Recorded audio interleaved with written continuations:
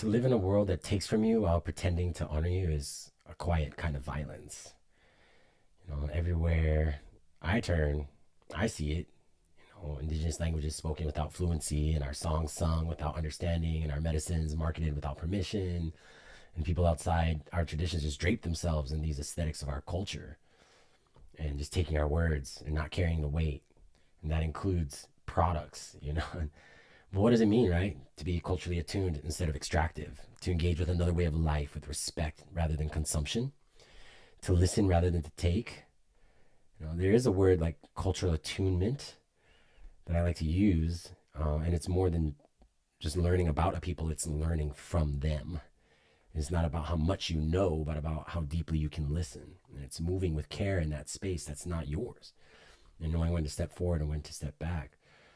So there's, how do I put this? Because this man is an activist. He's a Lakota activist. Um, he's passed away, sadly. I used to read a lot of his poetry, and his name is John Trudell. And I just remember, a quote of his that always stuck with me, and it was that they want our spirituality, but they don't want us. And that is the tension, I live with today, that many of my indigenous relatives live with today. People want the wisdom without the wounds, the teachings without the teachers, the culture without the people. But cultural attunement demands humility. It requires recognizing that indigenous knowledge is not just a free flowing stream for anyone to just dip their hands into. It's a lineage and it's a responsibility. And it brings you into ceremonial life. And that's some deep work right there. And it takes time for people to really understand that. And most times what I see is just people taking something that they have little understanding of. So this is the question that I must ask is, why do some people respect indigenous cultures but not our struggles? Because it's easy to wear the symbols, but it's much harder to stand in solidarity. Many are so willing to burn sage but not to burn away the systems that have long tried to erase indigenous people the world over. And I remember this quote from Martin Luther King as well, is that a shallow understanding from a people of goodwill is more frustrating than absolute misunderstanding from people of ill will. So what he's saying there, right? Shallow understanding from people of goodwill is more frustrating than absolute misunderstanding from people of ill will, because at least from my perspective, I know what that is when it's a misunderstanding done intentionally. But when it's like good intentions, right? And that's the other saying, that the was it the road to hell is paved with good intentions. This is why performative allyship is dangerous. It feels like appreciation, but in truth, it centers the outsider's experience rather than the community itself. It prioritizes the aesthetics of indigenous ways, not the realities that we actually live in. So what is the difference between learning and taking, you might ask, right? Or I ask you, between honoring a tradition and exploiting it? Well, it comes down to relationship to the people, to the history, to the impact of one's own actions. Learning happens when there is reciprocity. Taking happens when there is entitlement. And learning comes with patience and permission. Taking happens without thought of consequence, because it's always about possibilities and consequences. And what I'm saying is not whether it's good or bad. It's like, look around and see what's actually happening. Because learning should ask, how can I serve this knowledge? Where taking asks, how can this knowledge serve me? How does this benefit me? What is my return on investment? Is this a career choice? This is why many indigenous teachings remain protected and hidden from the public eye.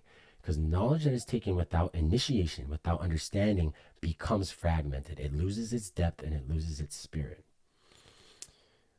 There's an understanding too that comes with that, where you can't really know where you're going until where you know you've been. And in Hawaiian, we have ikawa mamua, ikawa mahope, which means looking to the past to face the future. It's a similar thing, right? It's like, can you be rooted in this indigenous knowledge? Because it doesn't only exist in a vacuum of just thoughts. It exists within the context. And to remove that context is to erase the heartbeat of the teachings themselves. So what does cultural attunement look like in action? Well, simply it's like listening before speaking, listening to the people. And learning a culture is not about becoming its voice, it's about amplifying the voices that are already within it. Asking for permission is a big one. Not every tradition is meant for public consumption. Some doors remain closed for a reason, and that reason is because of what has happened. And many people who do like want to open that door, they first have to do the inner work. Decolonization is a good thing to practice. And I like to talk about reindigenization as a pathway, because the external process is just as important as the internal one. It requires unlearning the entitlement that's functioning there on like subconscious levels, and it's about questioning the assumptions and the allegiances of why you feel superiority over a people that have had everything taken from them, and how do you respect those boundaries and acknowledging privilege, right?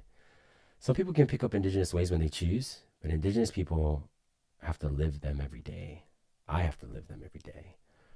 So that's the difference that just can't be ignored, you know, is people get to come in and out of this whenever they feel like it. And I don't.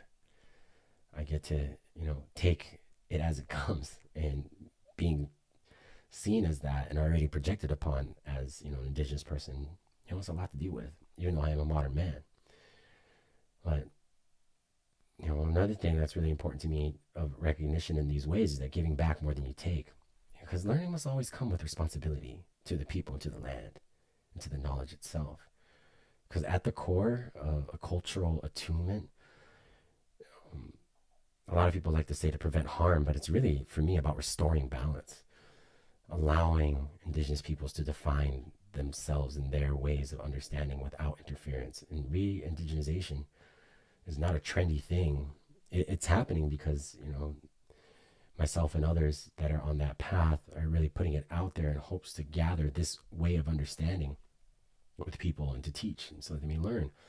Because, personal branding, right? Like, for me, this is my lifestyle, and I create it as a brand because I need to survive in this modern society, and you can reference this lifestyle and look at it, but it's not just like a toolkit for spiritual seekers to just pick and choose from. You can't just take the cream off the top. You got to take, the murky and the muddy too.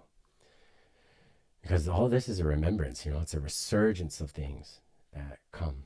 And it's a return to what was never truly lost, for me. And it's a rediscovering, of who we are. That's what reindigenization is.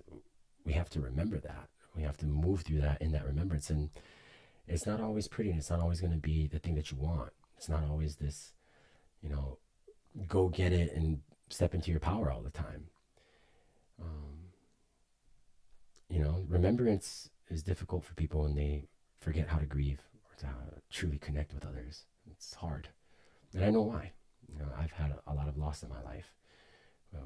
People that are my family members that I miss and they're now dead, or even watching my homeland constantly being, developed and part and parceled and sold off to the highest bidder for people who aren't even from here.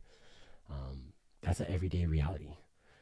So I will continue to learn and remember in this ways. I'm going to keep putting this message out there too, because whether or not the world listens, whether or not these things are taken from me, whether or not people ever understand, I will continue to be, because I want to stay alive, because I'm still here. And the teachings of my ancestors on these lands that we've been at for generations, that will never leave. And because no one can steal what is alive within me.